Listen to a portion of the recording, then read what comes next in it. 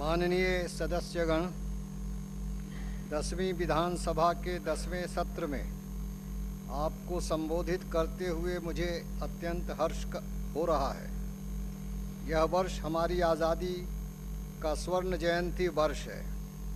महात्मा गांधी के नेतृत्व में हमने विदेशी सत्ता से आज़ादी प्राप्त की। स्वतंत्रता संग्राम में कई ज्ञात एवं अज्ञात शहीदों ने अपनी कुर्बानियाँ दी। हजारों लोग जेल गए। इस अवसर पर मैं ज्ञात एवं अज्ञात सभी शहीदों को आपके माध्यम से श्रद्धांजलि अर्पित करता हूँ तथा जो स्वतंत्रता सेनानी हमारे बीच हैं उनके दीर्घायु होने की कामना करता हूँ। यह अत्यंत ही प्रसन्नता का विषय है कि हाल ही में राज्य में 12वीं लोकसभा के चुनाव शांतिपूर्ण ढंग से संपन्न हुए। मैं नवनिर्वाचित सांसदों को बधाई देता हूं तथा आशा करता हूं कि वे लोकसभा में राजस्थान के विकास से संबंधित मुद्दों को प्रभावी ढंग से रखकर प्रदेश के सर्वांगीण विकास में अपना सहयोग देंगे। ये हम सबके लिए आनंद का विषय है कि भारत अपनी स्वतंत्रता के 50 वर्ष पूर्ण कर चुका है। समूचे देश के साथ राज्य में स्वर्ण जयंती समारोह मनाए जा रहे हैं। स्वर्ण जयंती के उपलक्ष्य में राज्य में स्वतंत्रता सेनानियों का सम्मान, विकास प्रदर्शनियां, कवि सम्मेलन, वीर सैनिकों का सम्मान आदि कई महत्वपूर्ण कार्यक्रमों का आयोजन किया गया। महात्मा गांधी के बलिदान की 50वीं वर्षगांठ के उपलक्ष्य में यह वर्ष स्वच्छता वर्ष के रूप में मनाया जा रहा है। हल्दी घाटी में महाराणा प्रताप के राष्ट्रीय स्मारक का प्रधानमंत्री जी द्वारा शिलान्यास किया जाना स्वर्ण जयंती वर्ष की एक प्रमुख उपलब्धि रही है। इस अवसर पर फील्ड मार्शल SHFJ मानेकशॉ को महाराणा प्रताप शौर्य पुरस्कार से सम्मानित किया गया तथा राजस्थान से नौसेना के सर्वोच्च पद पर पहुंचने वाले एडमिरल VS शेखावत को भी सम्मानित किया गया।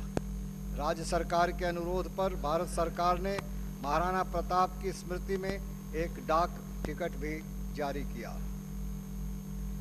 माननीय सदस्य राज्य में हुए विकास कार्यों से परिचित हैं। 8वीं पंचवर्षीय योजना में प्रदेश ने विकास का नया इतिहास रचा है। गत 40 वर्षों के शासन में 7 पंचवर्षीय योजनाओं पर कुल 7,190 करोड़ रुपए खर्च हुए, जबकि केवल 8वीं पंचवर्षीय योजना 11,500 करोड़ रुपए की स्वीकृति कराई गई और बिना नए कर लगाए केवल बेहतर वित्तीय प्रबंधन से इस योजना को पोषित किया गया। 8वीं योजना का आकार 7वीं योजना से लगभग 4 गुना था। राज्य की 8वीं पंचवर्षीय योजना में विनियोग की वृद्धि पूरे देश में अधिकतम थी तथा योजना के आकार की दृष्टि से राजस्थान का देश के बड़े राज्यों में 5वां स्थान रहा, जबकि वर्ष 1990-91 में राजस्थान का देश में 11वां स्थान था। 8वीं पंचवर्षीय योजना को लक्ष्य के अनुरूप पूर्ण करने वाले 4 राज्यों में से राजस्थान एक है। इसी आधार पर प्रचलित मूल्यों पर 27,650 करोड़ रुपए की नवी पंचवर्षीय योजना प्रस्तावित की गई, जिस पर योजना आयोग से विचार विमर्श चल रहा है। राज्य में प्रति व्यक्ति योजनागत विनियोजन का औसत 8वीं योजना में 2,613 रुपये था, जबकि 15 अन्य बड़े राज्यों में यह 1,998 रुपये का था। राजस्थान आज गरीबी उन्मूलन के क्षेत्र में उत्कृष्ट कार्य करने वाले 6 राज्यों में एक है। विद्युतीकरण के क्षेत्र में वर्ष 1990 में राजस्थान का देश में 9वां स्थान था, जबकि अब 5वां है। राज्य सरकार ने आधारभूत सुविधाओं और विकास के क्षेत्र में जो कार्य किए हैं उनके मुक्त कंठ से प्रशंसा योजना आयोग एवं अंतर्राष्ट्रीय संस्थाओं ने की है। योजनाबद्ध प्रयासों, कठोर परिश्रम एवं सरकार की इच्छा शक्ति से ही ऐसा संभव हुआ है। वर्ष 1994-95 का बजट शिक्षा को, वर्ष 1995-96 का बजट चिकित्सा को, वर्ष 1996-97 का बजट पेयजल को एवं वर्ष 1997-98 का बजट गरीब और कमज़ोर वर्ग के लोगों को समर्पित कर इन सभी क्षेत्रों में योजनाबद्ध तरीके से उल्लेखनीय कार्य किया गया है। यद्यपि बढ़ते संस्थापन व्यय के फलस्वरूप विकास विनियोजन पर दबाव पड़ेगा, लेकिन राज्य सरकार का यह प्रयास होगा कि राज्य की आय बढ़ाकर तथा अनावश्यक खर्चों में कमी कर विकास के विनियोजन की गति को बनाए रखें। नवी पंचवर्षीय योजना के अंतर्गत 8वीं पंचवर्षीय योजना में प्रारंभ किए गए कार्यों को पूर्ण करने और अब तक सृजित संपत्तियों को समेकित करने पर अधिक ध्यान दिया जाएगा। ग्रामीण क्षेत्रों के विकास के लिए विभिन्न योजनाओं तथा परियोजनाओं में किए जाने वाले निवेश की राशि में अधिकाधिक वृद्धि की जाएगी। अनुसूचित जातियों, जनजातियों, अन्य पिछड़े वर्गों, कृषकों, असंगठित श्रमिकों, भूमिहीनों, किसानों, महिलाओं इत्यादि समस्त वर्गों के सर्वांगीण विकास हेतु राज्य सरकार कृत संकल्प है। सेवा क्षेत्रों में निजी निवेशकों की भागीदारी को बढ़ाया जाएगा। राज्य के सीमित जल संसाधनों के कुशलतम उपयोग की दृष्टि से विनियोजन किया जाएगा। अधिक रोजगार प्रदान करने वाले क्षेत्रों जैसे कृषि, लघु सिंचाई, पशुपालन, पर्यटन, खनिज, हस्तशिल्प एवं लघु उद्योग को अधिक विकसित किया जाएगा। शिक्षा, पेयजल व स्वास्थ्य जैसी सामाजिक सेवाओं तथा आर्थिक विकास हेतु आवश्यक आधारभूत संरचना के विकास की ओर इस पंचवर्षीय योजना काल में अधिक ध्यान केंद्रित किया जाएगा। मानव संसाधन विकास, तकनीकी शिक्षा के विस्तार व निर्यात को प्रोत्साहन भी इस योजना के अहम बिंदु होंगे। जन कल्याणकारी योजनाओं का फल गांव, शहर, घर और द्वार तक जाकर जन जन को मिले, इसके लिए आवश्यक है कि शासन तंत्र संवेदनशील हो और शासकीय प्रणाली सरल एवं पारदर्शी हो। राज्य सरकार का निरंतर प्रयास रहा है कि शासन व प्रशासन जनसाधारण की समस्याओं के प्रति संवेदनशील होने के साथ उन समस्याओं के त्वरित समाधान के लिए कटिबद्ध रहें। प्रशासन में नवाचार राजस्थान की विशिष्टता रही है। वर्ष 1977 से 80 की अवधि में अंत्योदय योजना, काम के बदले अनाज योजना, राजस्व अभियान, औद्योगिक नीति तथा खनिज नीति आदि जैसी क्रांतिकारी योजनाएं व नीतियां लागू की गई थी। इसी क्रम में वर्ष 1990-92 की अवधि में अपना गांव अपना काम, गोपाल 30 जिला 30 काम, राजलक्ष्मी व जनमंगल जैसी जनभागिता की योजनाएं आरंभ की गई। गत 7 वर्षों में राज्य सरकार ने अनेक नई नीतियां बनाई। इनमें औद्योगिक, खनिज, सड़क, निजी क्षेत्र के अस्पताल, संगमरमर व ग्रेनाइट विकास एवं अकृषि क्षेत्र विकास की नीति प्रमुख है। राज्य सरकार ने न केवल योजनांतर्गत विनियोजन को बढ़ाया है, बल्कि करों की दरों में कमी और कर संरचना में सुधार करते हुए नियमों का सरलीकरण किया है। इससे कर वंचना पर रोक लगी है तथा राजस्व एकत्रित करने वाली संस्थाओं की कार्यकुशलता में सुधार हुआ है। अनुपादक सार्वजनिक व्यय में कमी की गई है। विकास के लिए आवश्यक आधारभूत सुविधाओं एवं सेवा क्षेत्र के विकास एवं सुदृढ़ीकरण हेतु राजकीय विनियोग के साथ साथ निजी क्षेत्र को भी बढ़ावा दिया गया है। राजकीय उपक्रमों को स्वपोषी बनाने एवं निजी क्षेत्र के मुकाबले सक्षम बनाने हेतु संगठनात्मक परिवर्तन, प्रबंध सुधार, समझौता पत्र, अधिक स्वायत्तता देने आदि जैसे कई सुधार किए गए, जिसके फलस्वरूप अधिकांश सार्वजनिक उपक्रम अब लाभ में आ गए हैं। सरकार ने पिछले वर्षों में कृषि विकास पर विशेष ध्यान दिया है, जिसके फलस्वरूप कृषि एवं संबद्ध प्रवृत्तियों में बहुआयामी परिवर्तन हुए हैं एवं उत्पादकता बढ़ी है। इस वर्ष प्रदेश में रबी में 82 लाख हेक्टेयर में बुवाई होने का कीर्तिमान स्थापित किया गया। वर्ष 1989 में राज्य में रबी की बुवाई 51 लाख हेक्टेयर ही थी। चालू वर्ष में 128 लाख टन खाद्यान्न, लगभग 37 लाख टन तिलहन और 7.75 लाख टन सोयाबीन का उत्पादन होने का अनुमान है। ये सभी कीर्तिमान उत्पादन हैं। चालू वर्ष में 18.28 लाख टन रासायनिक उर्वरकों की खपत का अनुमान है, जो पिछले वर्ष से 20% अधिक है। वर्ष 1991 से लगातार राजस्थान में रासायनिक उर्वरकों की खपत वृद्धि कर देश के अन्य राज्यों से बेहतर रही है। जल ग्रहण विकास के कार्यों में राज्य को विशेष उपलब्धि हासिल है। राजसमंद जिले के कामली घाट जल ग्रहण क्षेत्र को सर्वोत्तम उत्पादकता के लिए एवं अजमेर जिले के सराधना केसरपुरा जल ग्रहण क्षेत्र को श्रेष्ठता के आधार पर राष्ट्रीय उत्पादकता पुरस्कार प्राप्त हुआ है। माननीय सदस्यों को यह जानकर प्रसन्नता होगी कि कृषि प्रवृत्तियों में पिछले 4 वर्षों में 6 राष्ट्रीय उत्पादकता पुरस्कार प्राप्त करने वाला राजस्थान ही एकमात्र राज्य है। यह उपलब्धि प्रदेश के कृषकों की कर्मठता एवं राज्य सरकार द्वारा किए गए सतत प्रयासों का ही सुपरिणाम है। राजस्थान कृषि विद्यालय ने प्रजनन की नई तकनीक का प्रयोग कर मोठ की नई किस्म RMO 40 विकसित की है, जो 60 से 65 दिनों में पककर तैयार हो जाती है। इसकी उत्पादन क्षमता 6 से 7 क्विंटल प्रति हेक्टेयर है एवं यह विषाणु रोग से प्रभावित नहीं होती। यह किस्म मोठ उत्पादन में वरदान सिद्ध हो रही है। गत वर्ष सहकारी संस्थाओं के माध्यम से किसानों को 508 करोड़ रुपए की फसली ऋण उपलब्ध कराए गए। वर्ष 1990-91 में दिए गए 103 करोड़ रुपए के फसली ऋणों की तुलना में इस वर्ष लगभग 620 करोड़ रुपए की फसली ऋण सुविधा किसानों को उपलब्ध करवाकर एक नया कीर्तिमान स्थापित किया गया है।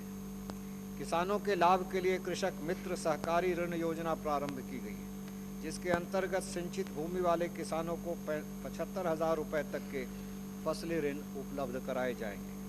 ग्रामीण सहकारी समितियों को गांव के बैंक के रूप में विकसित किया जा रहा है व उनकी स्वयं की जमाओं में से 60% राशि फसली ऋण, रोजगार के साधनों व घरेलू जरूरतों के लिए स्थानीय सदस्यों को उपलब्ध कराई जा रही है। इस योजना के तहत ग्रामीण उद्योगों के लिए 50,000 रुपये तक के ऋण गांव की समिति से ही प्राप्त किए जा सकते हैं।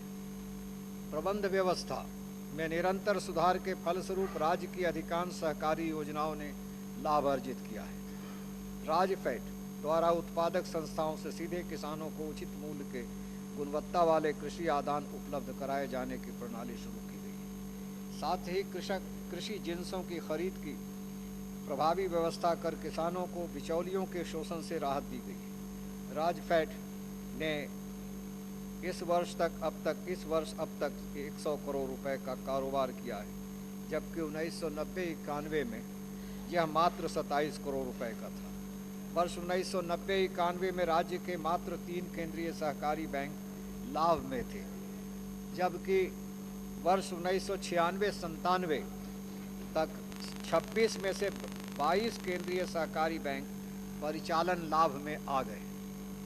इसी प्रकार 1996-97 में राज्य के सभी 33 प्राथमिक सहकारी बैंक लाभ में थे, जबकि वर्ष 1991-91 मात्र 14 बैंक के लाभ में थे। इस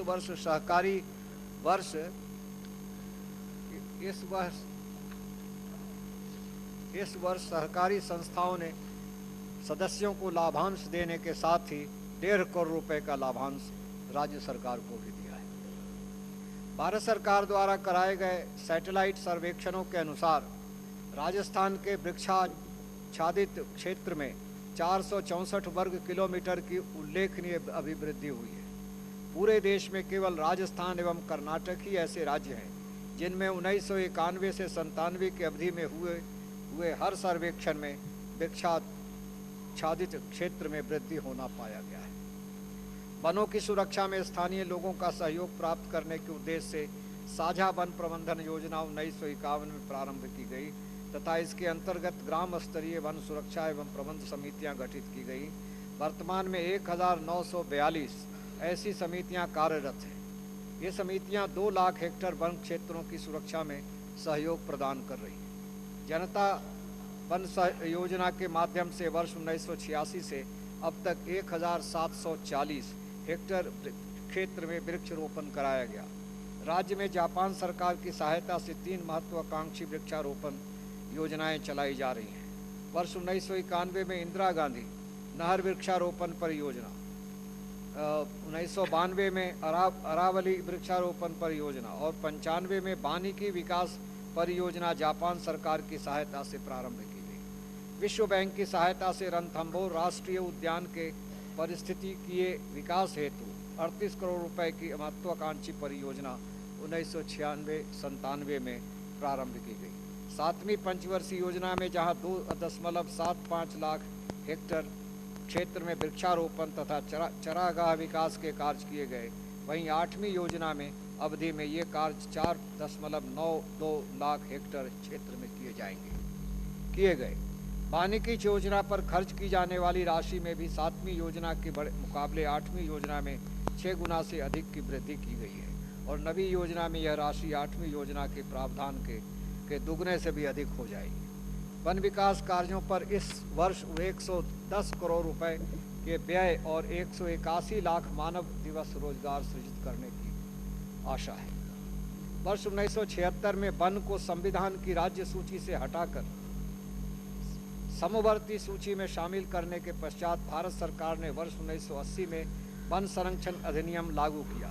इस अधिनियम के प्रावधानों के अंतर्गत वन भूमि के किसी भी अन्यथा प्रयोग हेतु केंद्र सरकार की अनुमति आवश्यक है। इसके फलस्वरूप आदिवासियों को कृषि भूमि के नियमितीकरण एवं खनिज कार्यों में तो कठिनाई हुई ही, साथ ही जन सुविधाओं एवं विकास के छोटे बड़े कार्यों जैसे अस्पताल, शाला भवन, सड़क, बांध इत्यादि में भी अवरोध उत्पन्न हुआ है। भारत सरकार से इन कार्यों की स्वीकृति प्राप्त करने के लिए निर्धारित प्रक्रिया अनावश्यक लंबी है। वर्ष 1980 के पूर्व से आदिवासियों द्वारा वन क्षेत्र में भूमि पर अतिक्रमण के काफ़ी मामले नियमितीकरण हेतु लंबित हैं। इस विषय में राज्य सरकार के अनवरत प्रयासों के पश्चात केंद्र सरकार ने वन संरक्षण अधिनियम के अंतर्गत दिशा निर्देश जारी किए हैं। राज्य सरकार ने दिनांक 27/4/91 को ही पहली बार विस्तृत परिपत्र जारी कर नियमितीकरण के मामलों के परीक्षण हेतु समितियां बनाई। समितियों के अनुशंसाओं का परीक्षण कर 3,323 मामले भारत सरकार के पर्यावरण व वन मंत्रालय को भेजे गए, किंतु केंद्र सरकार से निरंतर अनुरोध करने के बावजूद इनमें वांछित प्रगति नहीं हो पाई है।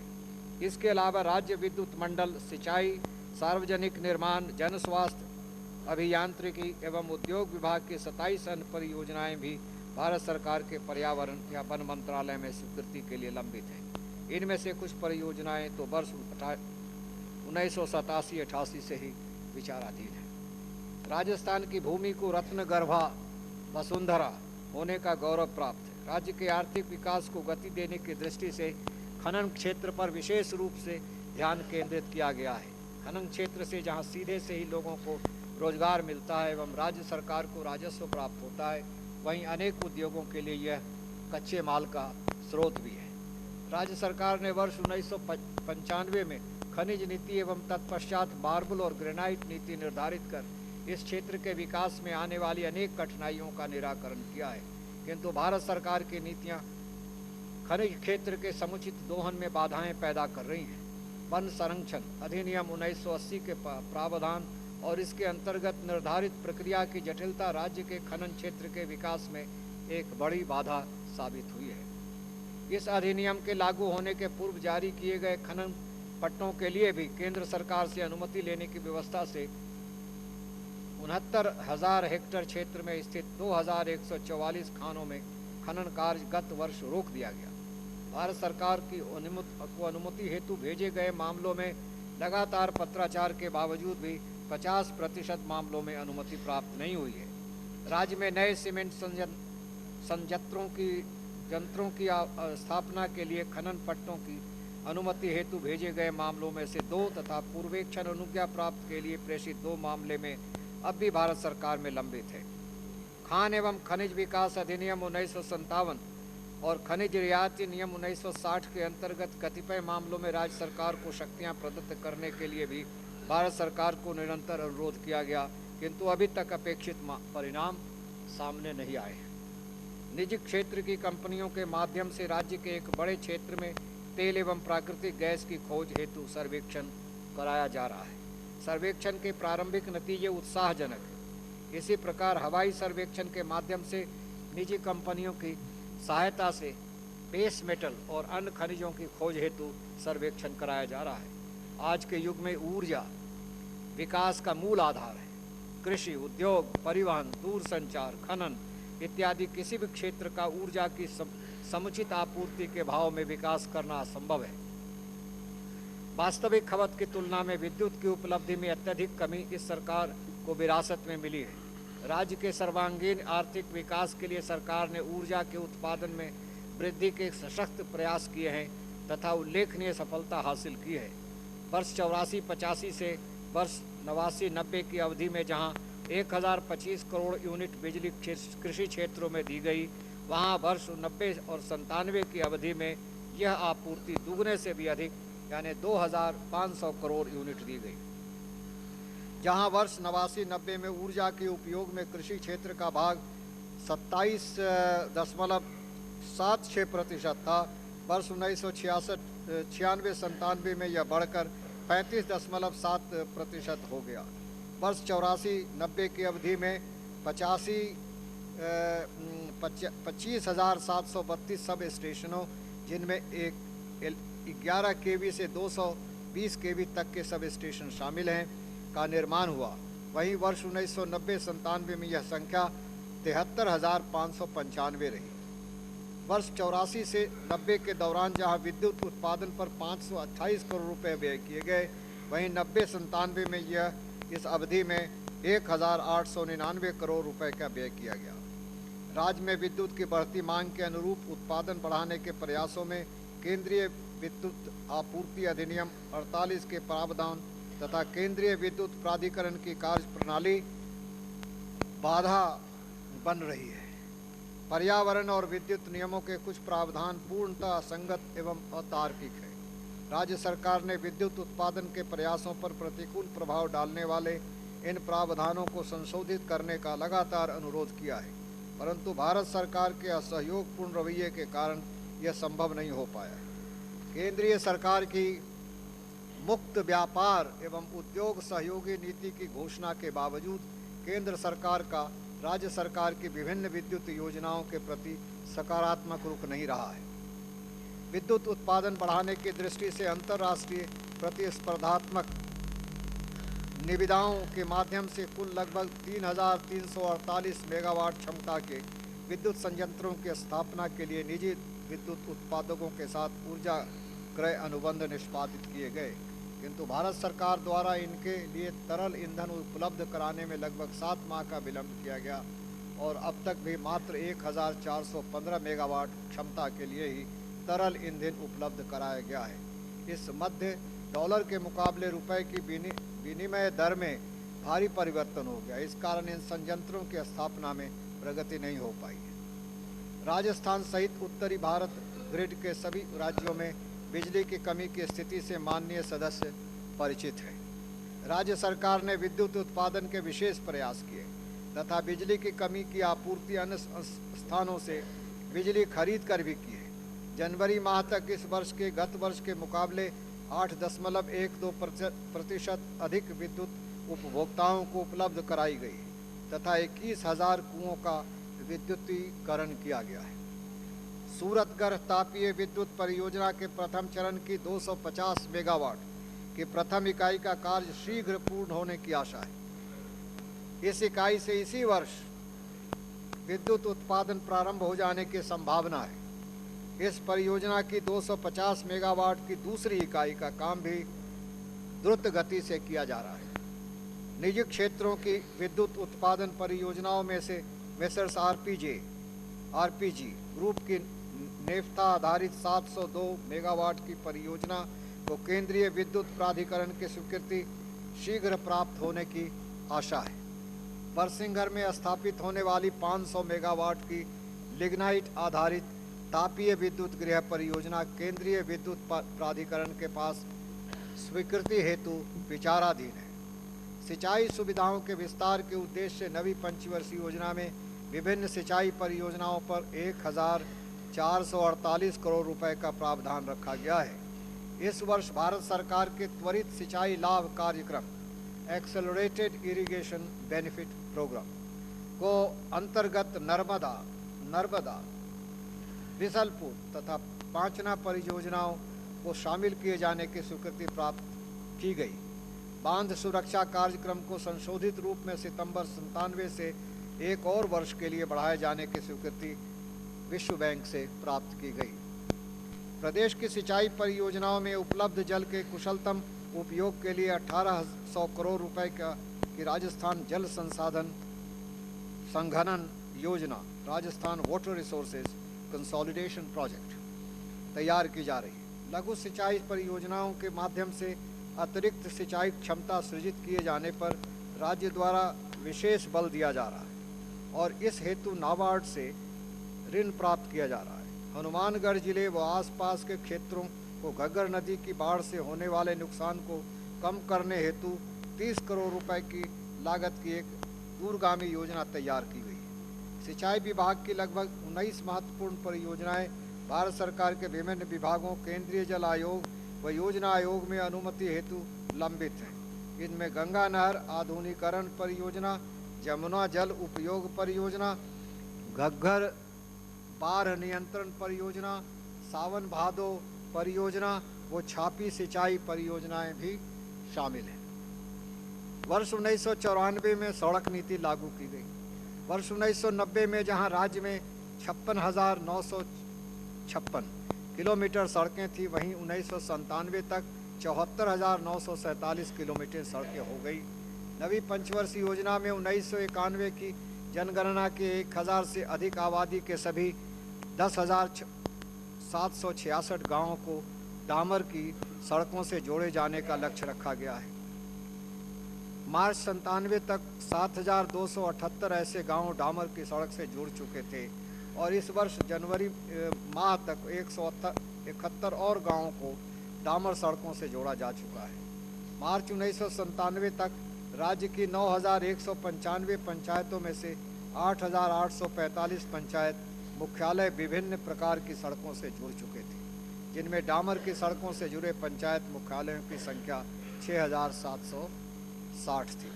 इस वर्ष जनवरी माह तक 112 पंचायत मुख्यालयों को डामर सड़क से जोड़ा जा चुका है। गत 7 वर्षों में 6,648 गाँवों को विभिन्न प्रकार की सड़कों से जोड़ा गया है।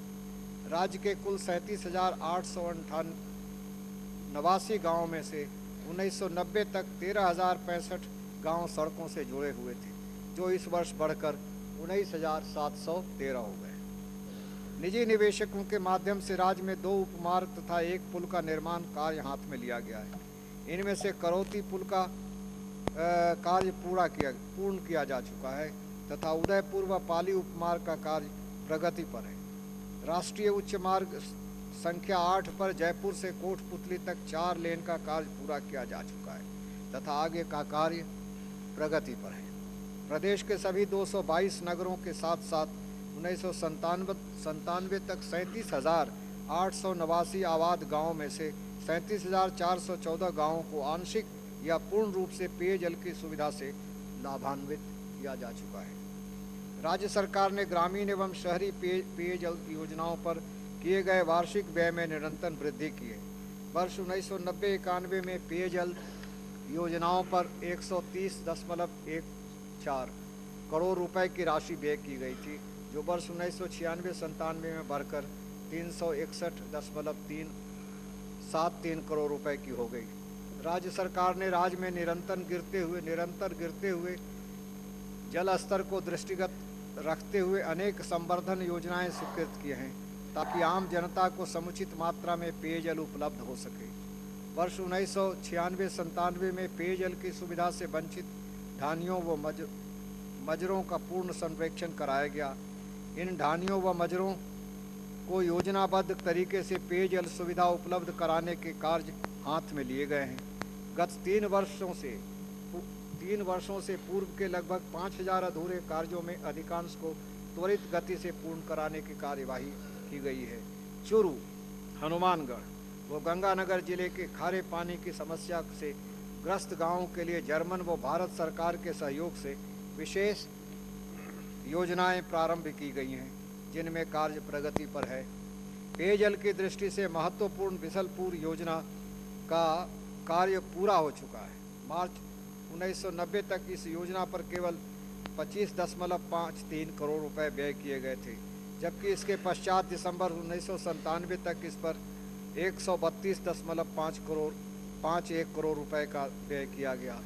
इस परियोजना से अजमेर, ब्यावर, केकड़ी, सरबाड़, किशनगढ़ व नसीराबाद को पेयजल उपलब्ध कराया जा रहा है। जोधपुर शहर के लिए पेयजल की आपूर्ति के लिए जोधपुर लिफ्ट कैनाल परियोजना भी पूर्ण हो चुकी है।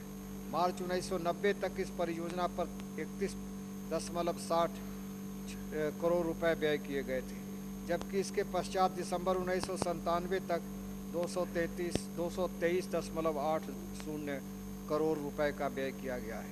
इस परियोजना से जोधपुर शहर को वर्तमान में प्रतिदिन 200 लाख गैलन पेयजल उपलब्ध कराया जा रहा है। मुझे माननीय सदस्यों को ये बताते हुए प्रसन्नता है कि राजस्थान राज्य अब नारू रोग से पूर्णतया मुक्त हो गया है।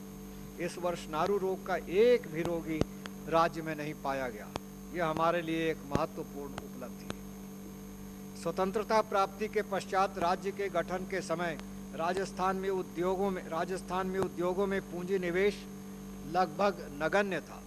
राज्य की प्रथम औद्योगिक नीति 1978 में घोषित की गई और राज्य के आर्थिक ढांचे में परिवर्तन को दृष्टिगत रखते हुए नई उद्योग नीति में 1990 में घोषित की गई। आर्थिक सुधारों और उदारीकरण के परिप्रेक्ष्य में जून 1954 में एक नई औद्योगिक नीति प्रतिपादित की गई। वर्ष 1980-89 की अवधि में लघु उद्योग में 616 करोड़ रुपए का पूंजी विनियोजन हुआ, जबकि वर्ष 1990-97 की अवधि में 1,990-97 की अवधि में 1,423 करोड़ रुपए का पूंजी विनियोजन हुआ। वर्ष 1980-89 की अवधि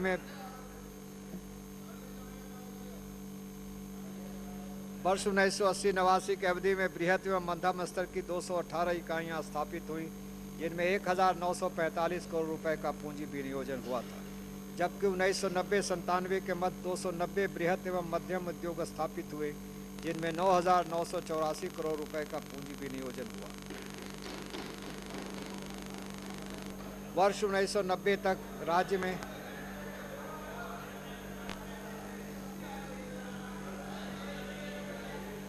वर्ष 1990 तक राज्य में 10 इकाइयों में कुल 15 करोड़ की विदेशी पूंजी निवेशित थी, जबकि 1990-97 की अवधि में 54 इकाइयों में कुल 159 करोड़ रुपए की विदेशी पूंजी का विनियोजन हुआ। वर्ष 1990-91 में राज्य में 421 करोड़ रुपए की वस्तुओं का निर्यात किया गया, जो वर्ष 1996-97 में बढ़कर 3,480 करोड़ रुपए का हो गया। राज्य में निर्यातक इकाइयों के स्थापनार्थ देश का प्रथम निर्यात प्रोत्साहन औद्योगिक पार्क सीतापुरा जयपुर में विकसित किया गया। इस वर्ष जनवरी तक 5,574 लघु उद्योग इकाइयाँ स्थापित हो चुकी हैं। इसके अतिरिक्त 1,674 बृहत एवं मध्यम उद्योगों की स्थापना एवं विस्तार की उद्यमिता ज्ञापन प्राप्त हुए हैं। भिवाड़ी औद्योगिक क्षेत्र में नागरिक सुविधाओं को बढ़ाने के लिए भिवाड़ी औद्योगिक विकास प्राधिकरण गठित किया गया है। जयपुर के निकट स्थापित इंफॉर्मेशन टेक्नोलॉजी पार्क में अर्थ स्टेशन की स्थापना की स्वीकृति भारत सरकार से प्राप्त हो चुकी है। इस प्रदेश में सॉफ्टवेयर उद्योग में निर्यात को प्रोत्साहन मिलेगा। 7वीं पंचवर्षीय योजना अवधि में औद्योगिक क्षेत्र में राज्य में कुल 101.34 लाख व्यक्तियों को रोजगार सुलभ हुआ। इसकी तुलना में उसे 90-97 की अवधि में 2.34 लाख व्यक्तियों को रोजगार उपलब्ध हुआ। राज्य के प्रमुख औद्योगिक स्थानों पर रोजगार मेलों का आयोजन किया जा रहा है। अब तक 17 मेले के माध्यम से 3,535 व्यक्तियों को उद्योगों में रोजगार उपलब्ध कराया गया है। भीलवाड़ा और भिवाड़ी में नए इनलैंड कंटेनर डिपो इसी वर्ष निर्मित हो जाने की आशा है। राजस्थान लघु उद्योग निगम ने गत माह इंटरनेट इलेक्ट्रॉनिक मीडिया पर इंडो बाजार कॉम से ऑनलाइन ट्रेडिंग जोन का आरंभ किया है।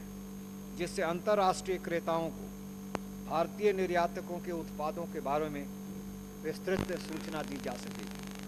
आधारित संरचना के विकास के लिए निजी निवेश बड़ी मात्रा में आकर्षित करने में दृष्टि से पीडीको लिमिटेड नामक कंपनी की स्थापना की गई। यह कंपनी IL&LS ली HDFC ली तथा राज्य सरकार के मध्य संयुक्त उपक्रम के रूप में होगी। यह कंपनी आधारित संरचना संबंधी परियोजनाएं निर्मित कर निजी निवेशकों को आकर्षित करेगी। यह देश की इस प्रकार की प्रथम पहल है। इस वर्ष खादी प्रदर्शनियों के द्वारा 9.35 करोड़ रुपए की बिक्री की गई, जो एक कीर्तिमान है।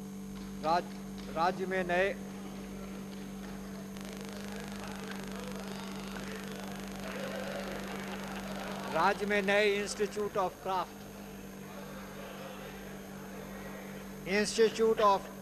क्राफ्ट द्वारा हस्तशिल्प निर्माण में स्नातकोत्तर प्रशिक्षण हेतु पाठ्यक्रम तैयार किया गया है। शिक्षा, विशेषकर महिला शिक्षा के क्षेत्र में प्रदेश का स्थान तुलनात्मक रूप से पीछे रहा है। राज्य सरकार का मंतव्य प्रदेश के प्रत्येक नागरिक तथा शिक्षा का प्रकाश पहुंचाकर उसे एक अच्छा नागरिक बनाना है। सन 2000 तक प्रदेश से निरक्षरता का कलंक हटाना हमारा लक्ष्य है। विनियोजन में वृद्धि, शिक्षण संस्थाओं की वृद्धि, शिक्षा में गुणात्मक सुधार, महिला शिक्षा पर विशेष ध्यान, नवाचार और जनभागिता इस हेतु किए गए प्रयासों के केंद्र बिंदु हैं। वर्ष 1985 और 90 तक राज्य में 1900 प्रारंभिक विद्यालय खोले गए, जबकि वर्ष 1990 और 97 तक की अवधि में 7,595 नवीन प्राथमिक विद्यालय खोले गए। वर्ष 85 और 90 की अवधि में 1,591 प्राथमिक विद्यालय उच्च माध्यमिक विद्यालय में क्रमोन्नत किए गए, जबकि वर्ष 1990-97 के मध्य 2,920 प्राथमिक विद्यालय क्रमोन्नत किए गए। राज्य में शिक्षा पर कुल व्यय वर्ष 1990-91 में 808 करोड़ रुपए था, जो वर्ष 1997-98 तक 2,257 करोड़ रुपए हो गया। अब राज्य के सामान्य क्षेत्र में 250 की आबादी वाले और रेगिस्तानी व जनजाति क्षेत्र के 150 की आबादी वाले समस्त राजस्व गाँव में प्राथमिक विद्यालय है और प्रत्येक ग्राम पंचायत में कम से कम एक उच्च प्राथमिक विद्यालय है। इस वर्ष 461 नई प्राथमिक शालाएं खोली गई और 659 प्राथमिक शालाओं को उच्च प्राथमिक में, 236 उच्च प्राथमिक शालाओं को माध्यमिक में और 137 माध्यमिक शालाओं को उच्च माध्यमिक स्तर में क्रमोन्नत किया गया है। आगामी शिक्षण क्षेत्र में झुंझुनू एवं राजसमंद जिलों में अनिवार्य प्राथमिक शिक्षा लागू किए जाने की प्रारंभिक तैयारियां की जा रही है। इस जिलों के अनुभव के आधार पर आने वाले वर्षों में अनिवार्य प्राथमिक शिक्षा का अन्य जिलों में विस्तार किया जाएगा। राज्य के 135 विकास खंडों में शिक्षा कर्मी योजना तथा 75 विकास खंडों में लोक जुम्बिश योजना लागू की गई। वर्ष 1990 से पूर्व विद्यालयों में 6 से 11 वर्ष की आयु वर्ष के विद्यार्थियों का नामांकन 50 लाख था, जो कि वर्ष 1996 तक बढ़कर 67 लाख हो गया। इसी अवधि में 11 से 14 वर्ष की आयु के विद्यार्थियों का नामांकन 15 लाख से बढ़कर 21 लाख हो गया। इस प्रकार विद्यालय जाने वाले बालक बालिकाओं की संख्या में काफ़ी वृद्धि हुई है। प्राथमिक शिक्षा के सार्वजनिकरण के लक्ष्य को निश्चित अवधि में अर्जित करने के उद्देश्य विश्व बैंक की सहायता से जिला प्राथमिक शिक्षा कार्यक्रम राज्य के 19 जिलों में लागू करने का प्रस्ताव है। इस योजना में प्रत्येक जिले में 5 वर्ष की अवधि में लगभग 40 करोड़ रुपए खर्च कर शैक्षणिक सुविधाओं का विस्तार एवं सुधार किया जाएगा। शेष 13 जिलों में यह कार्य लोक जुम्बिश परियोजना के माध्यम से किया जाएगा। 1994-95 से 5वीं कक्षा तक के छात्रों और 8वीं कक्षा तक की छात्राओं को निःशुल्क पाठ्य पुस्तकें वितरण करने की योजना लागू की गई। इससे प्रतिवर्ष लगभग 54 लाख विद्यार्थी लाभान्वित हो रहे हैं। यह सुविधा मदरसों के लिए भी बुक बैंक योजना के माध्यम से उपलब्ध कराई गई है। बालिका शिक्षा को प्रोत्साहन देने के लिए एवं शिक्षित बालिकाओं को अपने आंगन में ही विद्यालय प्रारंभ करने के लिए उत्साहित करने के लिए उद्देश्य सरस्वती योजना के 1720 केंद्र राज्य के सभी जिलों में प्रारंभ किए गए। सभी जिला मुख्यालयों पर बालिका छात्रावासों का निर्माण कराया जा रहा है। माध्यमिक शिक्षा बोर्ड की 10वीं कक्षा की परीक्षा में 75% अथवा अधिक अंक प्राप्त करने वाली छात्राओं को 2 वर्ष के लिए 1000 रुपये प्रति वर्ष की प्रोत्साहन राशि गार्गी पुरस्कार के रूप में प्रदान की जा रही है।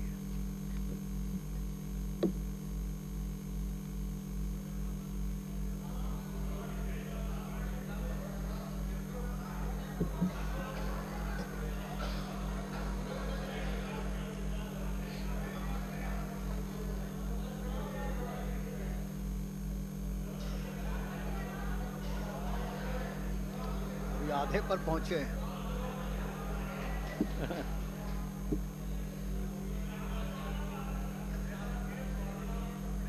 राज्य में संपूर्ण साक्षरता अभियान वर्ष 1990-91 में अजमेर जिले से प्रारंभ किया गया। पिछले 7 वर्षों की अवधि में राज्य के समस्त जिलों को इस अभियान से जोड़ा जा चुका है। अब तक 15 से 35 वर्ष की आयु वर्ग के 25 लाख निरक्षर व्यक्तियों को साक्षर बनाया गया, जिसमें से लगभग 60% महिलाएं। साक्षरता के क्षेत्र में उत्कृष्ट कार्य हेतु राज्य के पाली तथा सीकर जिलों को भारत सरकार से पुरस्कार प्राप्त हुए। द्रुत गति से राज्य की आर्थिक एवं सामाजिक प्रगति के लिए उच्च शिक्षा की भूमिका महत्वपूर्ण है। प्रतिभावान छात्र छात्राओं को उच्च शिक्षा के अधिकाधिक अवसर उपलब्ध कराना राज्य सरकार अपना दायित्व समझती है। इसलिए पूरे प्रदेश में स्नातक और स्नातकोत्तर महाविद्यालय तेजी से खोले गए। जन सहभागिता से नए महाविद्यालय खोलने हेतु प्रदेश के विभिन्न भागों से अनेक प्रस्ताव आए हैं। इनसे जन साधारण में उच्च शिक्षा के लिए आई जागृति का संकेत मिलता है। राज्य में 1985-90 की अवधि में कोई नया राजकीय महाविद्यालय नहीं खोला गया, जबकि 1990-97 के बीच 21 नए राजकीय महाविद्यालय खोले गए। महिलाओं के लिए स्वतंत्रता प्राप्ति के वर्ष से 1990 तक की अवधि में मात्र 7 राजकीय महाविद्यालय स्थापित किए गए थे, जबकि वर्ष 1990-97 की अवधि में 11 नए महाविद्यालय खोले गए। इस वर्ष 11 और नए राजकीय महाविद्यालय प्रारंभ किए गए हैं, जिनमें से 8 महाविद्यालय महिलाओं के लिए। इसके अतिरिक्त इस वर्ष निजी क्षेत्र में भी 12 नवीन महिलाओं के महाविद्यालयों के लिए अनापत्ति प्रमाण पत्र दिए गए, जिनमें से 8 महिला महाविद्यालय। उच्च शिक्षा के अधिक अवसर उपलब्ध कराने हेतु इस वर्ष राजकीय महाविद्यालयों में 25 नवीन वर्ग प्रारंभ किए गए। एक कार्यकुशल आत्मविश्वास से भरा नागरिक किसी भी राष्ट्र के लिए धरोहर होता है।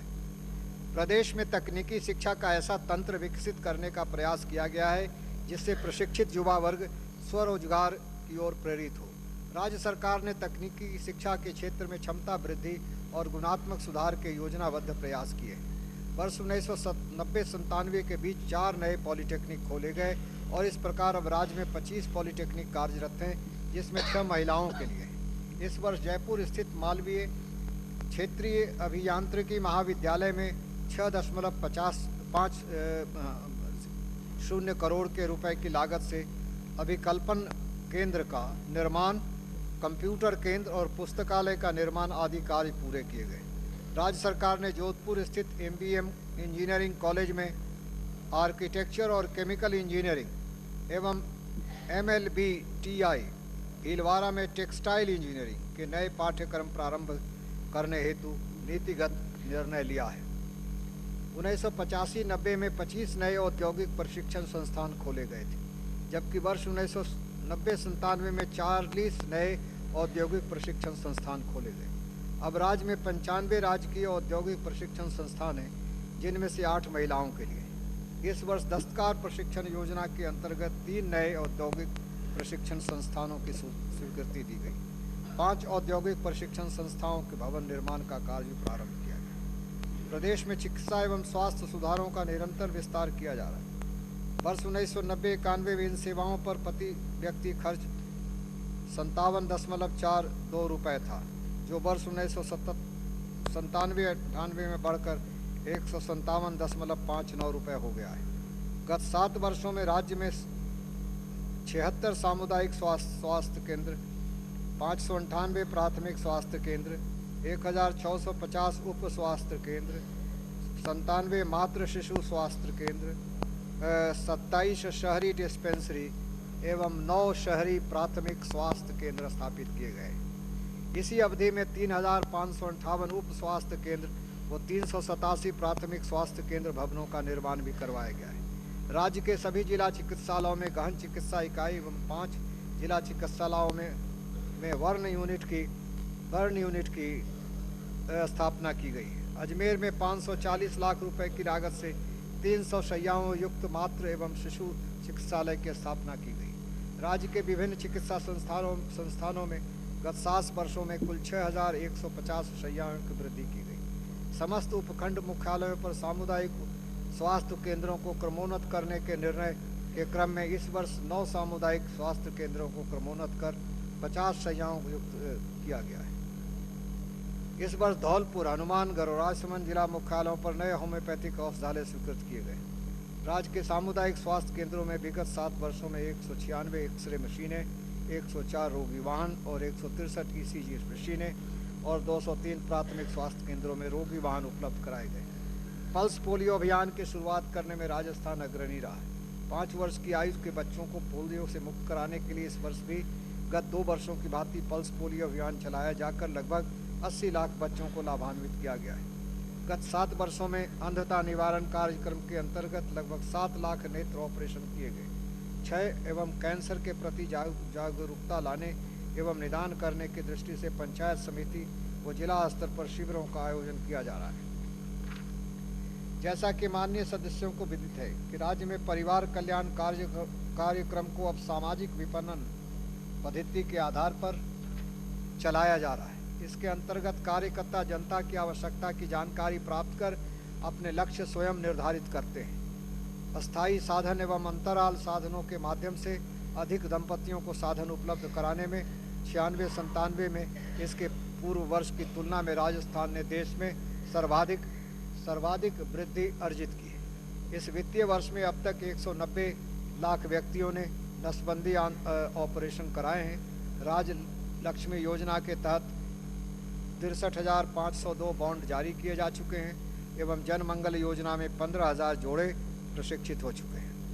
इंदिरा गांधी नहर परियोजना के प्रथम चरण के अंतर्गत 5.53 लाख हेक्टेयर सिंचाई क्षमता के विपरीत 5.3 लाख 34 हेक्टेयर का क्षेत्र का कार्य पूरा हो गया है। द्वितीय चरण में नहर की शाखाओं, वितरिकाओं आदि का निर्माण कार्य करके 5/1997 तक 5.61 लाख हेक्टेयर क्षेत्र सिंचाई हेतु खोल दिया गया है। हनुमानगढ़ जिले में उत्पन्न सेम की समस्या के निदान के लिए एक बहुआयामी कार्य योजना प्रारंभ कर दी गई। नलकूप खोदना व वृक्षारोपण इस कार्य योजना के मुख्य अंग है। चंबल परियोजना कोटा में सेम की समस्या से निराकरण के लिए कनाडा सरकार के सहयोग से जल निकास नालियों के निर्माण हेतु राजा परियोजना चलाई जा रही। इसके अच्छे परिणाम निकले। इंदिरा गांधी नहर परियोजना क्षेत्र में इस वर्ष अब तक 23,700 हेक्टेयर में खालों का निर्माण तथा 23 डिग्गियों और 21 किलोमीटर सड़कों का निर्माण किया है। गत 7 वर्षों में खालों के निर्माण में उल्लेखनीय वृद्धि हुई। 1991-92 से जनवरी 1998 तक 2.6 लाख हेक्टेयर क्षेत्र में खालों का निर्माण किया गया। वर्ष 1991-92 से बोए जाने वाले क्षेत्र में भी निरंतर वृद्धि होती जा रही है। वर्ष 1991-92 में बुवाई का क्षेत्र स्टेज प्रथम में 5.7 लाख हेक्टेयर से बढ़कर 1996-97 में 6.363 लाख हेक्टेयर हो गया। इसी अवधि में स्टेज द्वितीय के अंतर्गत बुवाई का क्षेत्र 0.59 लाख हेक्टेयर से बढ़कर 1.57 लाख हेक्टेयर हो गया। उपनिवेशन विभाग द्वारा इंदिरा गांधी नहर परियोजना क्षेत्र में इस वर्ष अब तक 19,910 हेक्टेयर भूमि का आवंटन किया गया। विशिष्ट योजना संगठन एवं एकीकृत ग्रामीण विकास विभाग द्वारा गरीबी उन्मूलन, रोजगार सृजन एवं ग्रामीण विकास को विभिन्न कार्यक्रमों को अधिक प्रभावशाली एवं जन आकांक्षाओं के अनुरूप बनाया गया है। स्वयंसेवी संस्थाओं का सहयोग तथा जन सहभागिता को बढ़ाया गया। इन कार्यक्रमों के लिए 8वीं योजना के अंतर्गत खर्च 2,194 करोड़ रुपए की राशि तुलना में नवी योजना में 3,800 82 करोड़ रुपए खर्च किए जाने का लक्ष्य रखा गया है, जबकि 1990-91 में जहां इन योजनाओं पर 282 करोड़ रुपए का खर्च किया गया था, वहां वर्ष 1997-98 जनवरी तक 389 करोड़ रुपए खर्च किए गए। एकीकृत ग्रामीण विकास कार्यक्रम में प्रति परिवार पूंजी निवेश जो वर्ष 1990-91 में 5,738 रुपये का था, वह इस वर्ष 22,530 रुपये का हो गया। इस वर्ष गरीबी की रेखा से नीचे जीवन यापन करने वाले परिवारों का नया सर्वेक्षण कराया जा रहा है। असिंचित क्षेत्र के किसानों के हितों को देखते हुए मरु विकास कार्यक्रम, सूखा संभावित क्षेत्र कार्यक्रम तथा आश्वासित रोजगार योजना के अंतर्गत अधिकांश राशि अब तक जल ग्रहण क्षेत्र विकास के कार्यों पर खर्च की जा रही है। अब तक 1963 जल ग्रहण क्षेत्र स्वीकृत किए जा चुके हैं, जिनके माध्यम से 9.30 लाख हेक्टेयर भूमि विकसित होगी। अब आश्वासित रोजगार योजना राज्य के सभी विकास खंडों में क्रियान्वित की जा रही है। रोजगारोन्मुख योजनाओं पर अब तक इस वर्ष रुपए खर्च किए गए हैं और 5.18 करोड़ मानव दिवस रोजगार सृजित किया गया है। स्थानीय सामाजिक एवं आधारभूत आवश्यकताओं को दृष्टिगत रखते हुए 100% राज्य सरकार 32 काम, निर्बंध राशि, निर्विवाद क्षेत्रीय विकास, डांग क्षेत्रीय विकास एवं ग्रामीण क्षेत्रीय विकास केंद्र योजनाओं का क्रियान्वयन कर विभिन्न उपयोगी ग्रामीण परिसंपत्तियों का सृजन किया जा रहा है। इन योजनाओं के तहत इस वर्ष माह जनवरी में 47 करोड़ रुपए व्यय किए जा चुके हैं। सरकार लोक विकास के नाम से एक नया कार्यक्रम लागू करने पर विचार कर रही है, जिसमें स्थानीय लोग अपनी आवश्यकता को चिन्हित करके आवश्यकता की पूर्ति के लिए स्थानीय उपलब्ध साधनों की सूचना एकत्रित करें। चयनित कार्यों के लिए राजकीय सहायता स्वीकृत की जा सके। शिक्षा, चिकित्सा एवं स्वास्थ्य, सिंचाई, स्वच्छता, पेयजल, कृषि, पशुपालन, सड़क आदि किसी भी क्षेत्र में सामाजिक आकलन के आधार पर योजना बनाई जा सके। इस कार्यक्रम के उद्देश्य विकास को समुदाय परक बनाना होगा। अनुसूचित जातियों के कल्याण हेतु नवी पंचवर्षीय योजना में विशिष्ट संगठक योजना के तहत 4,040 करोड़ रुपए की राशि का प्रवाह रखा गया है, जो 8वीं पंचवर्षीय योजना की राशि से लगभग दोगुना है।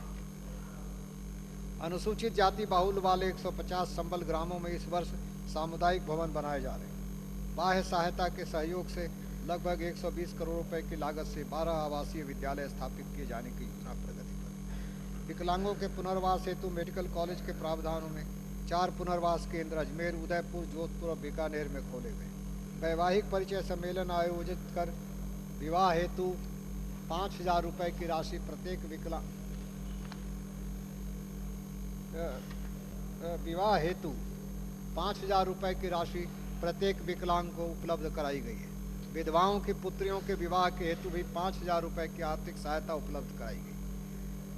गाड़िया लोहारों को निःशुल्क आवासीय भूखंड और मकान निर्माण हेतु 5,000 रुपये की आर्थिक सहायता भी उपलब्ध कराई जा रही। राज्य में 10 वृद्धावस्था देखभाल केंद्र प्रारंभ किए गए। परित्यक्ताओं व निराश्रित बच्चों के लिए आवास गृहों आदि हेतु 7वीं पंचवर्षीय योजना के प्रावधान की तुलना में 8वीं पंचवर्षीय योजना में 4 गुना व्यय किया गया है। राजस्थान अनुसूचित जाति विकास निगम के माध्यम से कमजोर वर्ग के लोगों को स्वरोजगार उपलब्ध करवाने के लिए BD, STC, ANM एवं कंप्यूटर प्रशिक्षण कार्यक्रमों की व्यवस्था की गई है। IIT, PMT, PIT आदि की कोचिंग प्राप्त करने वाले अनुसूचित जाति के प्रतिभावान बच्चों का पूर्ण कोचिंग खर्च निगम द्वारा वहन किया जाता है तथा मेडिकल व इंजीनियरिंग कॉलेजों में प्रवेश पाने वाले छात्रों को अध्ययन हेतु 40,000 रुपये का ब्याज मुफ्त ऋण उपलब्ध कराया जा रहा है।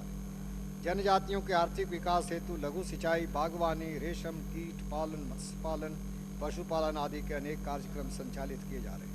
राज्य सरकार ने यह सुनिश्चित किया है कि जनजातियों का वास्तविक अर्थों में विकास हो और इनका शैक्षणिक और आर्थिक विकास प्रकार किया जाए कि ये समाज की मुख्यधारा में शामिल हो सके। इस दृष्टि से राज्य सरकार ने गत वर्षों में जनजाति क्षेत्रों के लिए सामान्य क्षेत्रों की अपेक्षा अधिक उदार मापदंड चिकित्सालय, विद्यालय, सड़कों और पेयजल जैसे कार्यों के लिए निर्धारित किए हैं।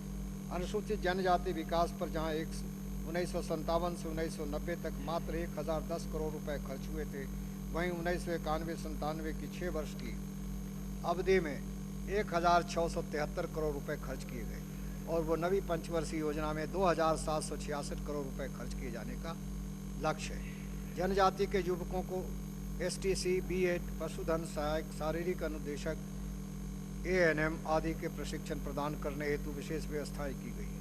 जनजातीय उपयोजना क्षेत्र में स्थानीय जनजातियों के लिए 12 विभिन्न प्रकार के पदों पर 40% आरक्षण का लाभ राज्य सरकार ने 1955 और 96 में ही दे दिया था। अब यह व्यवस्था इन क्षेत्रों में वेतन श्रृंखला से 1 से 6 तक सभी पदों और ग्राम सेवकों के पदों पर भी लागू करने का निर्णय ले लिया गया। डूंगरपुर में सीडा की सहायता से संचालित एकीकृत भूमि विकास योजना के द्वितीय चरण के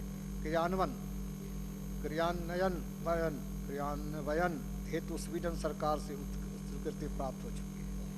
शैक्षणिक एवं आर्थिक दृष्टि से महिलाओं की स्थिति में और आर्थिक सुधार दर्शाए जाने की आवश्यकता है। राज्य सरकार ने गत वर्षों में महिलाओं की सामाजिक और आर्थिक स्थिति सुधारने की दृष्टि से अनेक कार्य किए। 1990 में मात्र 9 जिलों में महिला विकास कार्यक्रम चल रहा था। अब राज्य के समस्त जिलों में यह कार्य लागू है। बालिका शिक्षा को प्रोत्साहन करने के लिए 8वीं कक्षा तक की बालिकाओं को निःशुल्क पाठ्य पुस्तकें वितरण किए जाने की योजना 1994-95 में लागू हो गई। विश्वविद्यालय स्तर तक की छात्राओं से किसी प्रकार का शुल्क न लिए जाने की व्यवस्था भी इसी दौरान की गई।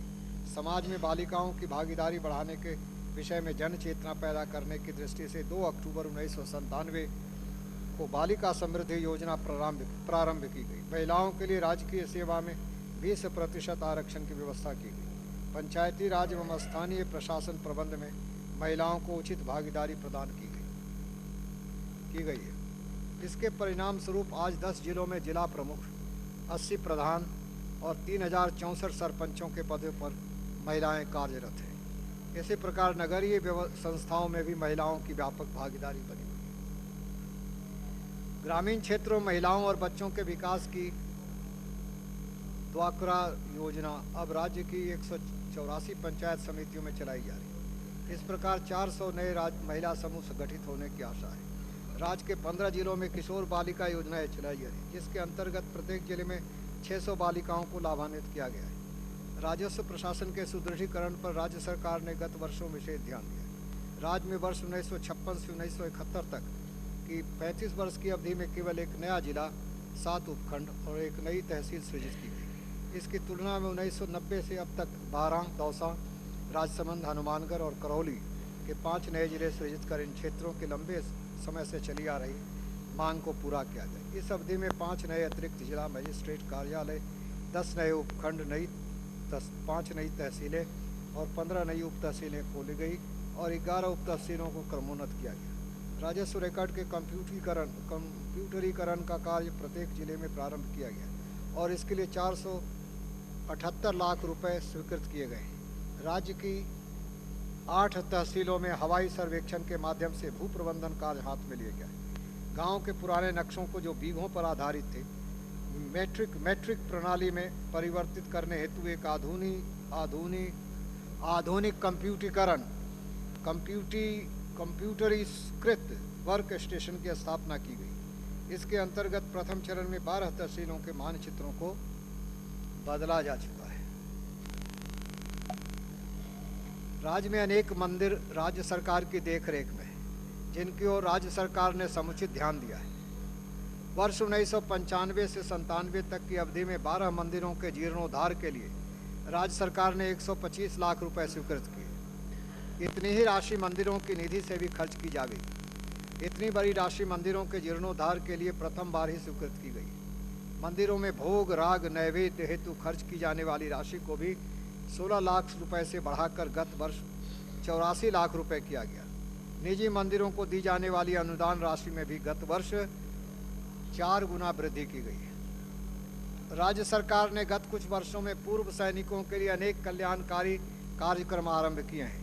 द्वितीय विश्व युद्ध के पूर्व सैनिकों अथवा उनकी विधवाओं को पेंशन देने की नई योजना राज्य सरकार ने वर्ष 1996-97 में प्रारंभ की और इसके अंतर्गत इस वर्ष 2.07 करोड़ रुपए का प्रावधान रखा गया। पूर्व सैनिकों की प्रतिभावान पुत्रियों को स्कूल स्तर पर 100 रुपये प्रतिमाह और कॉलेज स्तर पर 150 रुपये प्रतिमाह की छात्रवृत्ति देने की योजना भी वर्ष 1996-97 में प्रारंभ की गई।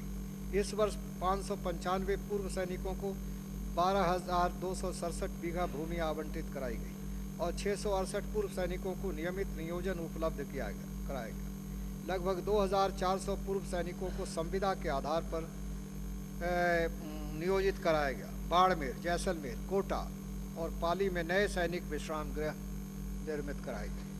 प्रदेश में इस वर्ष कानून और व्यवस्था की स्थिति संतोषप्रद रही। अभी हाल में ही अजमेर में हुई घटना के अलावा पूरे प्रदेश में सांप्रदायिक सद्भाव एवं सौहार्द का वातावरण बना रहा। सीमा पर हुई तारबंदी से तस्करी की रोकथाम हुई है। चालू वर्ष में पुलिस व सीमा सुरक्षा बल की सक्रियता से सीमावर्ती जिलों में 30 करोड़ रुपए की तस्करी की सामग्री एवं 14.5 किलोग्राम RDX एवं बड़ी मात्रा में हथियार और गोला बारूद बरामद किया गया और अवैध रूप से सीमा का अतिक्रमण करते हुए 498 व्यक्तियों को गिरफ्तार किया गया। इस वर्ष पुलिस ने मुठभेड़ में 9 डाकुओं को भी मार गिराया। लंबी अंतर्राष्ट्रीय सीमा तथा तेजी से बढ़ते शहरीकरण व औद्योगिकरण के कारण अपराधों में होने वाली वृद्धि से निपटने के लिए पुलिस बल का पुनर्गठन और सुदृढ़ीकरण अपरिहार्य था। राजस्थान सरकार द्वारा इस शिक्षा में समुचित कदम उठाए गए। राज्य में पुलिस पुनर्गठन योजना के अंतर्गत में 95-96 से अब तक 12 सर्किल, 4 महिला थाने, 20 पुलिस थाने, 30 पुलिस चौकियां एवं 11 स्थानों पर अस्पतालों में पुलिस चौकियों की स्थापना की गई। इसमें जयपुर शहर में पुलिस पुनर्गठन योजना के अंतर्गत 3 सर्किल, 1 महिला थाना, 10 पुलिस थाने एवं 11 पुलिस चौकियों की स्थापना की गई। योजना के अंतर्गत प्रशिक्षण संस्थानों, गुप्तचर शाखा, विधि विज्ञान प्रयोगशालाओं आदि का सुदृढ़ीकरण करने के अतिरिक्त अब तक 10,224 विभिन्न पदों का सृजन किया गया है। 904 वाहन प्रदत्त किए गए हैं। 24.33 करोड़ रुपए का उपकरण, वायरलेस सेट एवं औजारों के लिए स्वीकृत किए गए। पुलिस कांस्टेबलों की भर्ती में महिलाओं के लिए 10% आरक्षण की सुविधा दी गई। गत वर्ष जयपुर शहर में 3 नए पुलिस अधीक्षक कार्यालय स्थापित किए गए एवं जोधपुर में रेलवे पुलिस का नया पुलिस अधीक्षक कार्यालय स्थापित किया गया। जयपुर, जोधपुर, अजमेर और उदयपुर स्थित केंद्रीय कारागृहों में भी बेहतर सुरक्षा हेतु CCTV स्थापित किए गए। राज्य सरकार ने कर्मचारियों के न्यायोचित हितों को सदैव ध्यान में रखा है। वर्ष 1992 में अराजपत्रित कर्मचारियों को 9, 18 एवं 27 वर्ष की सेवा पूर्ण करने पर चयनित वेतनमान देने की योजना लागू की गई। मई 1995 में राज्य कर्मचारियों के लिए एक नई सामूहिक दुर्घटना बीमा योजना प्रारंभ की गई। जून 1997 में सामान्य प्रावधायी निधि नियमों का सरलीकरण करते हुए नए नियम लागू किए गए। अप्रैल 1994 में 10 वर्ष तक की सेवा पूर्ण करने वाले वर्ग चार्ड कर्मचारियों को नियमित किया गया, जिसके फलस्वरूप इस संवर्ग के लगभग 45,000 कर्मचारियों को लंबे समय से चल रही समस्या का एक मुश्त अस्थायी निराकरण हुआ। हाल में ही शेष रहे वर्ग चार्ट कर्मचारियों को भी नियमित करने का निर्णय ले लिया गया। राज्य कर्मचारियों को भवन निर्माण हेतु ऋण शीघ्रता से उपलब्ध कराने हेतु अनुदानित आवास ऋण योजना 1992-93 से लागू की गई, जिसके अंतर्गत HDFC से ऋण का उपलब्ध कराया जाता है और राज्य सरकार ब्याज पर अनुदान देती है। माह अक्टूबर 1996 से नए पेंशन नियम प्रभावी किए गए, जिसमें पेंशन के भुगतान की प्रक्रिया को सरल बनाया गया। राज्य कर्मचारियों को दिनांक 1 सितंबर 1996 से संशोधित वेतनमान स्वीकृत किए गए। 5वें वेतन आयोग की सिफारिशों के आधार पर केंद्र सरकार द्वारा स्वीकृत संशोधित वेतनमानों को ध्यान में रखते हुए राज्य कर्मचारियों के वेतनमान संशोधित किए गए। मकान किराया भत्ता और शहरी क्षतिपूर्ति भत्ता भी केंद्र सरकार द्वारा स्वीकृत दरों पर राज्य कर्मचारियों को 1 जनवरी 98 स्वीकृत कराने का निर्णय लिया गया है। इन संशोधनों से लगभग 7.5 लाख राज्य कर्मचारी, नियमित वर्ग चार्ट कर्मचारी, जिला परिषद और पंचायत समिति कर्मचारी लाभान्वित हो।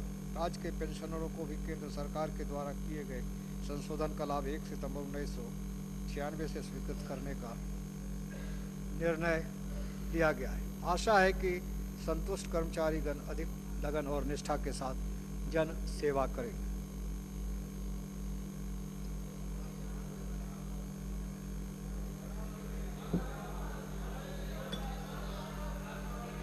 अब ज़्यादा नहीं है। प्रशासन में भ्रष्टाचार की रोकथाम के लिए राज्य अन्वेषण ब्यूरो सक्रिय रहा। चालू में 229 प्रकरण दर्ज किए गए। 79 मामलों में राज्य कर्मियों को रिश्वत देते रंगे हाथ गिरफ्तार किए गए। 98 प्रकरणों में न्यायालय में आरोप पत्र प्रस्तुत किए गए। 46 प्रकरणों में न्यायालयों द्वारा संबंधित कर्मचारियों को दंडित किया गया। विभागीय जांच के 43 प्रकरणों में संबंधित कर्मियों को वेतन वृद्धि रोकने, पदानुवृत्ति आदि की सजा दी गई। 18 राजपत्रित कर्मचारियों को राज्य सेवा से निष्कासित किया गया। पर्यटन की दृष्टि से राजस्थान भारत का सबसे अग्रणी राज्य है। राज्य की अर्थव्यवस्था में भी पर्यटन का महत्वपूर्ण योगदान है। पर्यटन विकास पर जहां 8वीं पंचवर्षीय योजना में 51 करोड़ रुपए व्यय किए गए थे, वहीं नवी पंचवर्षीय योजना में 303 करोड़ रुपए का प्रावधान रखा गया है। राज्य सरकार के प्रयासों से राज्य में इस वर्ष हवाई सेवा का विस्तार हुआ और पर्यटन सीजन में जैसलमेर हवाई सेवा जोड़ सका। इस वर्ष राजस्थान पर्यटन को भारत सरकार से 3 पुरस्कार प्राप्त हुए। इनमें स्वर्ण जयंती वर्ष में पर्यटन के क्षेत्र में सर्वोत्कृष्ट कार्य निष्पादन करने के उपलक्ष्य में स्वर्ण जयंती पुरस्कार भी सम्मिलित है, जो एक गौरवमयी उपलब्धि है।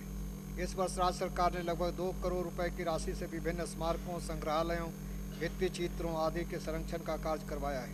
शेखावाटी क्षेत्र की सांस्कृतिक धरोहरों को प्रदर्शित करने की दृष्टि से सीकर में नवनिर्मित संग्रहालय शीघ्र ही प्रारंभ हो जाएगा। इसके अतिरिक्त बूंदी में भी एक संग्रहालय की स्थापना का कार्य किया जा रहा है।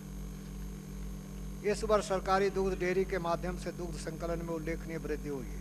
राज्य में पिछले वर्ष के 5.43 लाख लीटर प्रतिदिन दुग्ध संकलन की तुलना में इस वर्ष औसत दुग्ध संकलन लगभग 6 लाख लीटर प्रतिदिन होने की आशा है। इस वर्ष दुग्ध की स्थानीय बिक्री का औसत लगभग 3.5 लाख लीटर प्रतिदिन होने का अनुमान है, जबकि गत वर्ष 2.75 लाख लीटर था। नहीं आ रही है?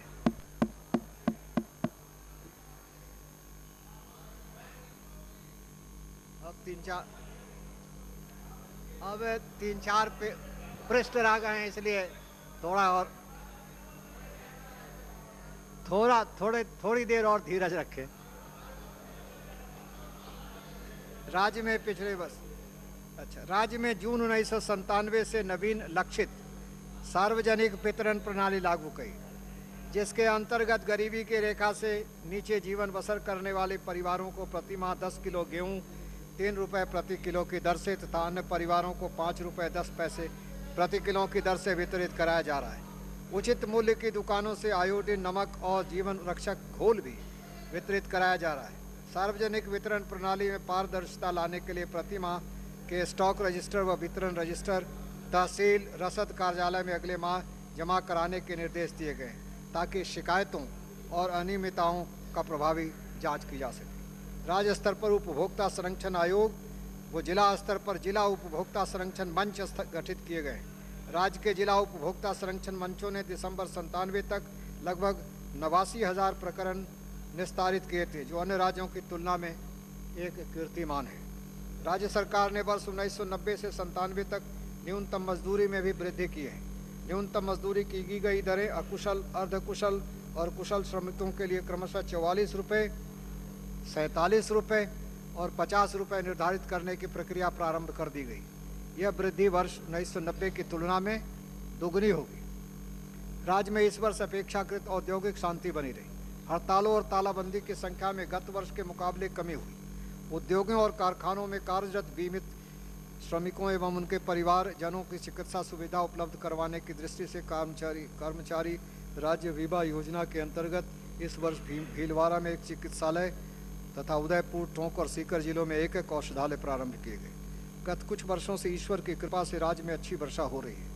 इस वर्ष भी मानसून समय पर आया और राज्य में अच्छी वर्षा हुई। राज्य के 6 जिलों को छोड़कर अन्य सभी जिलों में सामान्य अथवा सामान्य से अधिक वर्षा हुई। बाढ़ की स्थिति कहीं भी उत्पन्न नहीं हुई, यद्यपि कुछ जिलों में अतिवृष्टि से नुकसान हुआ है। ऐसे स्थानों पर राज्य सरकार द्वारा प्रभावित व्यक्तियों को तत्काल सहायता प्रदान की गई। जिन स्थानों पर अतिवृष्टि से फसलों की हानि हुई, वहां प्रभावित किसानों को राज्य सरकार द्वारा समय पर सहायता उपलब्ध कराई गई। गंगानगर, हनुमानगढ़ जिलों में प्रतिकूल मौसम और बीमारियों के कारण